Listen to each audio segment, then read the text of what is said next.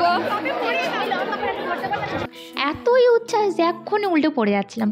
যাই হোক, এত উচ্ছ্বাসের কারণ হচ্ছে আজকে আমাদের পরীক্ষা শেষ হয়েছে, আর আমাদের কিন্তু সিট পড়েছিল মহারাজাধিরাজ উদয়চাঁদ ওমেন্স কলেজে, মানে ওই শর্টকাটে বর্ধমান ওমেন্স কলেজ। এই নিয়ে আমাদের 4 বার এই কলেজে সিট পড়লো, কিন্তু একবারও কিন্তু কলেজটাকে আমি ঘুরে দেখিনি। অনেকজন তো অনেক কিছু বলতো নাকি, মানে একদম সে পুরো ভুলভুলাইয়া, একবার ঢুকে গেলে নাকি আর বেরোতেই পারবি না, এই ওই।